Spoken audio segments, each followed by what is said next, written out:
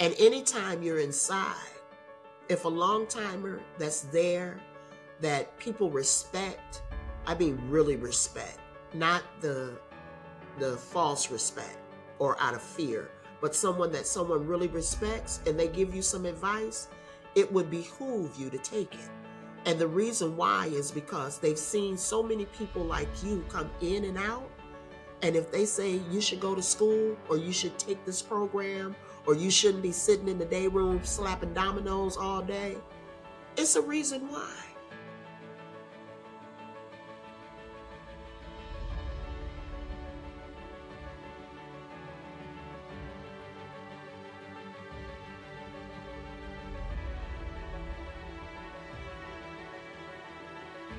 Welcome to the Path Forward podcast.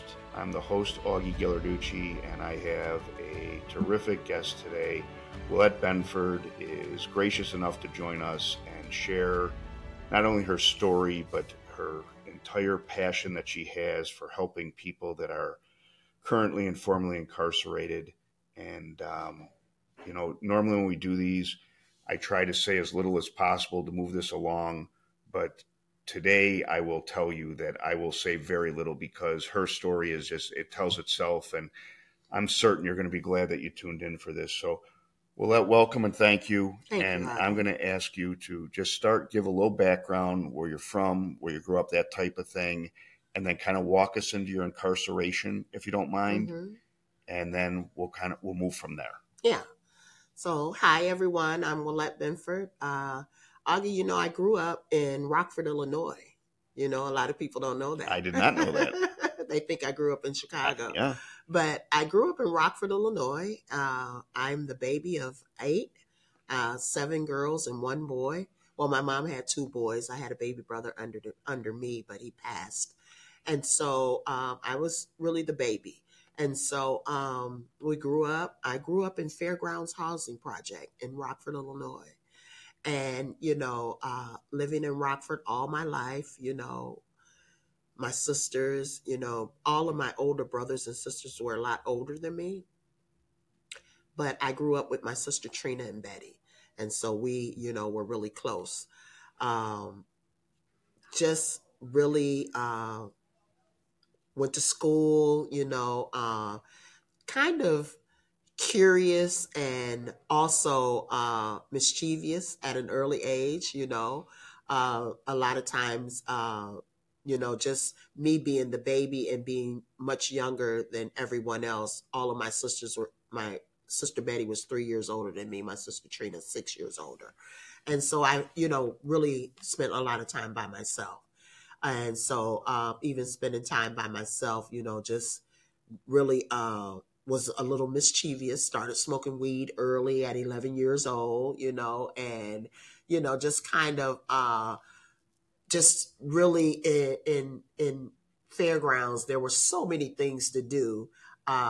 We went swimming, rode bikes. We had and I tell people, we grew up in projects, but I didn't know we were poor until I knew. And I say that because my dad worked, my mom worked, but the projects were supposed to be a stepping stone for people. And a lot of times individual families got caught up in that cycle of being in the projects. But eventually we moved out of the projects and, moved into a home and everything. And we continued to rent though. But fast forward, growing up, hanging out with friends and everything. And I dropped out of school in 9th grade. I dropped out of school and just started running the streets and getting in and out of bad relationships. And when I say bad relationships, I mean domestic violent relationships. And I did because I didn't really understand who I was. And that is a whole nother story. But most of the relationships were abusive. And I'm going into, my time in prison. I was in a relationship. My partner became abusive. In defending myself, my partner lost their lives. And so I was sentenced to 50 years in prison. And, it was a survival crime. And, you know, in 1995, you know, it was difficult to say, you know, I was protecting myself. Um, and, you know, because of the way everything that surrounded my relationship, you know, my attorney advised me that maybe I shouldn't talk about the violence that was in the background of the relationship because it would prejudice the jury. So I basically sat there and, you know, allowed them to think that, you know, I was with a friend, we got into a fight, and I got mad and, you know, took their lives. But, you know, I think that sometimes women, when women are incarcerated, you know, for survival, you know, most of them end up with an extreme amount of time. And so during my incarceration, you know, the first 7 years were a little rocky. I just have to be honest. They were a little rocky. And then in that seventh year, you know, I just began to think, you know, you're going home one day, you know, and you're going to have to do something different. And, you know, I'll back up a little bit, Augie, because when I first came into prison in 1995, although I had a ninth grade education, I went and took the GED test and my scores were higher than anyone's. All of my scores were a 12.9. My math was a 10.5. And I scored the highest on the Constitution. I came to prison on November 8th, and by December I had my GED. Unbelievable. Yeah. And so that whet my appetite for education. And although, you know, I wasn't doing everything perfectly inside, I still went to school. And when I walked in, one of the long timers were like, you should go to school. And anytime you're inside, if a long timer that's there that people respect, I mean really respect, not the false respect or out of fear, but someone that someone really respects and they give you some advice, it would behoove you to take it. And the reason why is because they've seen so many people like you come in and out. And if they say you should go to school or you should take this program or you shouldn't be sitting in the day room slapping dominoes all day, it's a reason why. Because they know it's going to lead down the road of nowhere. And so when they told me that, I was like, okay, I can go to school. And I began to take every class that was offered, you know, regardless of whether I went to rec at night, I still went to school during the day. And sometimes I took classes at night if they offered them. They had colleges that came in and there were biology classes, all types of classes. And I took every class that I could. And from that point on, education was a piece of my incarceration. I had a love-hate relationship with education because I falsely believed the lie that I couldn't learn. That's why I dropped out in ninth grade. But I became a straight A student, 4.0 grade point average, and graduated from every class with an A. And so I just really, you know, even inside, I was in and out of relationships. And this last relationship, I found myself in SEG. And I was like, you're going to have to do something different. This was like the 7-year mark. And I cried out to God, you know, and I was like, I just need some help. And so I started going to chapel, you know, didn't really have a sense of direction, you know. And I just, you know, I knew that the people that I saw had something that I wanted.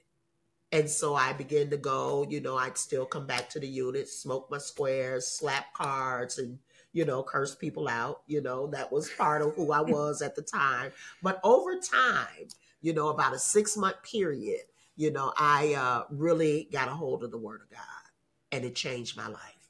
You know, I tell people that, you know, God just really, you know, intervened in my life at such a time, and I had such a hunger and thirst for the Word of God, and just really began to devour it and live it.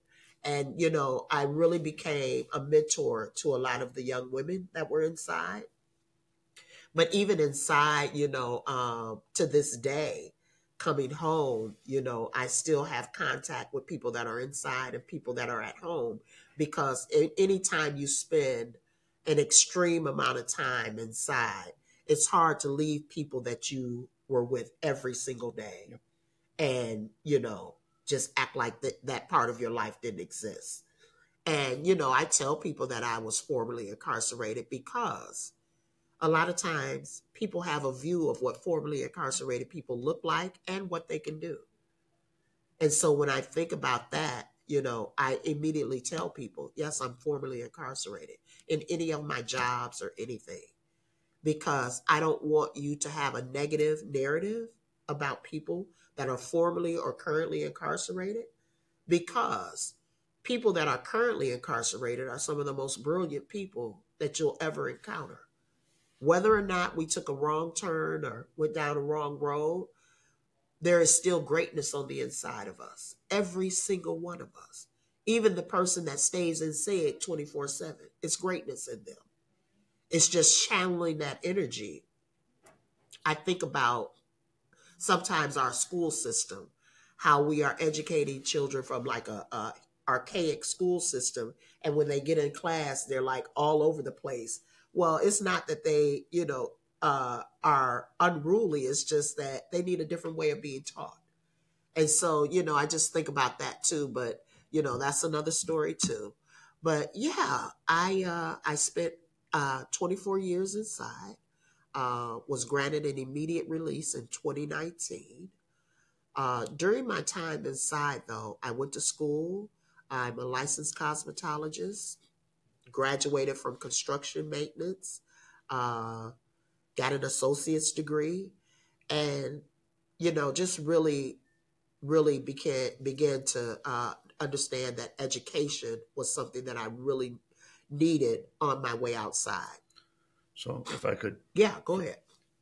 I'm just trying to make sure we have a chance to process this. Exactly. 50-year sentence. 50-year sentence. And there was a law change. Is that correct? A law change in 2016.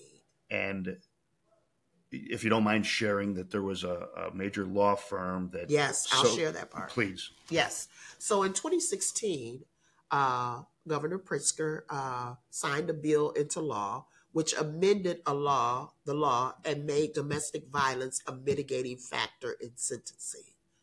And so I was in the beauty shop. I did hair for 20 years for 70 cents a day. Let's talk about that. But I was in the beauty shop and someone was like, Miss Willette, I think this might affect you. So there were 5 prongs on the law and each one of them fitted me. And so I went to the law library and began to draft my petition and draft my motion for resentencing. And I drafted it. A friend of mine's, Tammy, weighed in and we did it. And I sent it in, and a law firm, CGLA, they would come in and they would, work with individuals. And there was this young lawyer, her name was Alex. She was like, Willette, if this law works for anyone, it should work for you. She said, I am going to take your petition and make them know you. And so, I believed her because I had heard prior, I am a woman of faith. I heard God say, I'm going to give you an immediate release. I didn't know how it was going to come, but I knew it was coming. And so she took the paperwork, and out of almost, I believe, about 30 individuals, one of the largest law firms in the world, Kirkland and Ellis, took my case for free. And they were like, well, it's a corporate law firm. They don't usually come visit people. I had one conversation with them on the phone, and they came to visit me, a senior partner and 2 junior partners, and we spoke for 4 hours. That they were like, they're not going to come visit. Well, they came. And, they took my case and they fought for me as if I had paid them millions of dollars. And I just was so, I was so grateful. I was inside, and my advocacy for individuals didn't start when I came home. It started inside. I would always advocate for unjust, rules or laws inside. And so there was this particular unjust law or rule where there was individuals that were able to get a certain job, but they had only given it to two people of color in 5 years, and I became eligible for it. When I became eligible for it, I said, I want that job. They were like, you can't get that job. I said, well, the law has changed. I can get the job. Went to go get my cosmetology test for my license, left the chow hall, went, and if you don't know what the chow hall is, that's where we go eat in prison. Left the chow hall and left the cosmetology testing to go to the chow hall, and an officer told me I could go. Got inside, a lieutenant asked, why didn't you go back to your housing unit? And I said, the officer gave me permission. He wrote me a minor ticket, which stopped me from getting the job. So I wrote a grievance. And after I wrote the grievance, I wrestled with God about it. It was like, God, I want this job. And I clearly heard, what if I just wanted you to start the process? And so I was like, well, I want to benefit from the process too. And for 2 weeks, back and forth, eventually I just kind of submitted to God and was like, okay, if you wanted me to start the process, fine. After I submitted, I got a call that said, Miss Benford, this is your last 2 weeks in prison. You've been remanded back to the county. And so I knew that I would never come back inside a prison as an inmate. I knew it from that day. So I was transferred to county. I sat in county for a few months because the state fought it a little bit.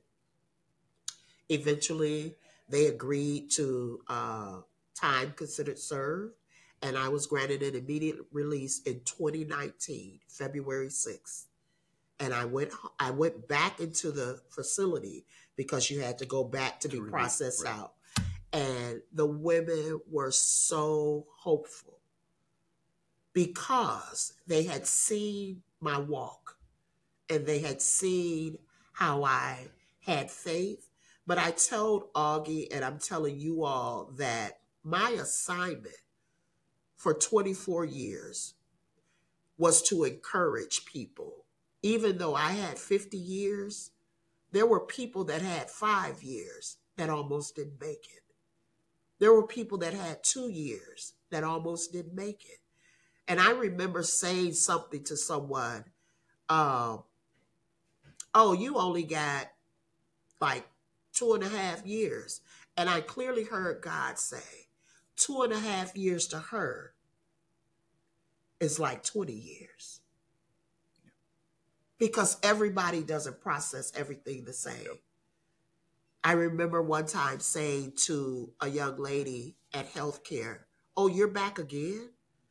And I clearly was checked in my spirit that it's a good thing she made it back, because some people didn't. Some people didn't make it back. And she made it back. That meant there was still hope for her. And so I just began to think about how I approach people, regardless to whether they're in their worst situation or they're doing well. But I was always considered someone who was a truth speaker inside. If people wanted to hear truth, they came to me. If they didn't, they went somewhere else. But I would try to speak the truth in love to them.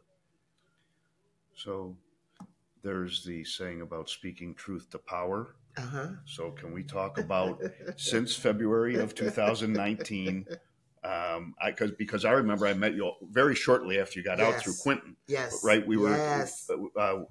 The Fully Free campaign, and we met almost immediately. And he got a group of us into a call, and he said, "This woman is amazing," and absolutely that's how it worked out. Yeah. So, but since that release, and thanks for sharing everything you did on the inside. But now, walk us down the path from February of 19 through today. What's going on? From February 2019, I went to a transitional house. And the reason I went to a transitional house was because I needed to know I could do this on my own. Not that I couldn't go to family or that my family didn't offer me a place to stay and even an entire apartment. But I needed to know that I could do this on my own and that I could get started on my own. And I knew that if I trusted God, that he wouldn't let me down. He never let me down inside, and I knew he wouldn't let me down outside. So I went to the transitional house. I stayed there about a year. And after I left, when I was getting ready to leave the transitional house, they had a housing program, and I put in for it, and they denied me.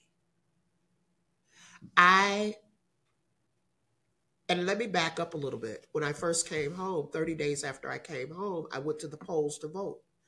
And I met my first boss there because he used to come inside and volunteer with his church, Alderman Burnett. And I met him there, and he was like, Willette? And I was like, Alderman Burnett? He was like, how you doing? You home? I was like, yeah. And so, we just had a quick conversation. And he said, well, when you're able to work, come volunteer at my office. So you couldn't work for 90 days. After that 90th day, I called, walked up to the office, and I started volunteering. He hired me full time. And I began working downtown at the city of Chicago 4 months after I came home.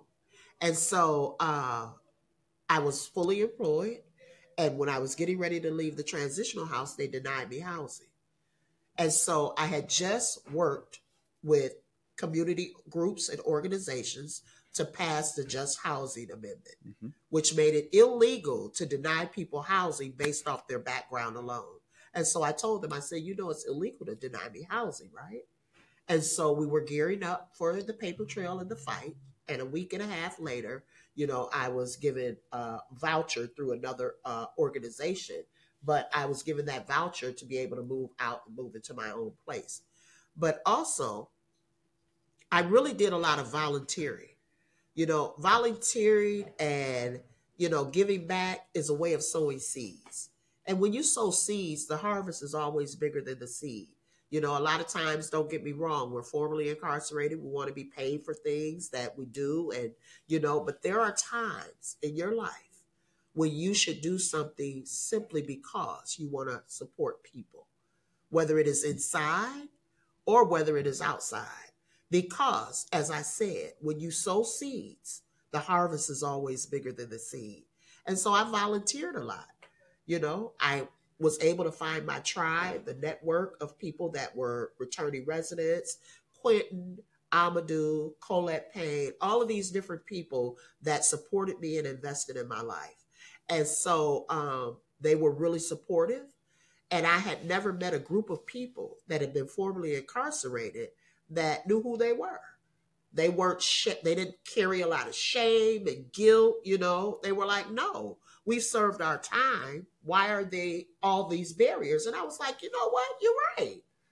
Why, if I'm working full time for the city of Chicago, I should be denied housing based off a 26-year-old conviction? Yep. It didn't make sense. Those are the barriers that are set up for individuals that are coming back home. So I fought for that. And then I began to, I worked for the alderman for a while, but then I transitioned to Live Free Illinois, which is a faith-based organization that organizes around gun violence, mass incarceration, and police violence in Black and Brown communities. And so we organized, when the ARPA dollars came down, we organized around the state, built out another arm of Live Free in Rockford, Illinois. I worked to build that out. Just really including people in this political process that affects them and really encouraging people to vote. Because here in the state of Illinois, regardless, the moment you step out the door, you're eligible to vote again. Your voting rights are not snatched. And so that was the one thing that I thought people should always do, is get involved in the political process that affects their lives, especially at the local level. Always the aldermen, senators, all of those local levels, the mayor, all of the things that can affect you directly right away. Yep. And so after that, I worked for Live Free for about a year and a half. And then I was on a working group where there were formerly incarcerated individuals, government officials, faith leaders, community activists, and we were on the mayor's working group to find out what were the challenges of reentry in the city of Chicago, and then what were some of the suggestions and recommendations. So we did that working group, and in, I want to say, right after the working group completed in December, I was asked if I would consider being the director of reentry for the third largest city in the nation. How great is that? How great is that? So you worked for the mayor in Chicago as the director of reentry. I worked for the mayor. It was a historical position. I was the first director of reentry, formerly incarcerated, that worked for the mayor. I led the mayor's interagency reentry council, which was a bi-monthly meeting of all city departments that came together to develop goals around reentry. $13 million was allocated to reentry under Mayor Lightfoot's administration. And what we did during that time, we passed one of the most progressive fair chance hiring ordinance in the nation, which made our look back period, which is background check, 5 years for city jobs, 7 years for mayor office positions, and also we also have an individualized assessment. So we don't consider anything older than 5 years for a city job, and don't consider anything older than 7 years for a mayor's office position. But also, even if something is flagged, you have an individualized assessment, and you can still get the job if it had nothing to do with what you were convicted for. And on the city's website, we have fair chance hiring language. We hire people that were formerly incarcerated and have arrests or convictions. And it's at the top, not in fine print at the bottom. And you mentioned this before. I think it's important that those that are watching, how many people release and re-enter Chicago every year? There are close to 17,000 people that come back to Cook County overall annually. And so even after, considering reentry and a position for a director of reentry, now grant you, it was only the director's position, but I always advocated for it to be an office. And recently I moved into another position. But under this new administration, I worked under Mayor Lightfoot's administration and for a time under Mayor Brandon Johnson's administration. And Mayor Brandon Johnson has now increased reentry in the city of Chicago. He's created an entire office of reentry, and with the director of reentry, 3 full-time employees, a $5 million annual budget, and it has expanded. And so that is building on the foundation that was laid for the initial position. And I'm just really thrilled that they understand and they have embraced the fact that reentry is something that should be invested in the city, and that we should invest in individuals that are coming back home and make sure that there's a place where they can go and be like, I need help. And there's the help there. But after I left, I was still director of reentry. And during that time, there was a transition. The administration was changing. And so I was tapped to see if I wanted this new position, which is senior advisor to MK Pritzker. And I accepted. And what that means is that, and I had known MK for some years prior to, and, she's a beautiful human being. She loves people. And I was asked if I wanted to be her senior advisor. And so I am now senior advisor to MK Pritzker. I support her in her role as First Lady. I also support her women's issues, work on her women's issues and her justice portfolio, which her MK's goal is to cut the women's prison population in half by 50%. We did that during COVID. And so now to cut it in half by 50% again, to ensure that when women come home, they are set up with resources that they need, whether it be housing or, whatever resources they need, IDs coming home, getting their vital documents.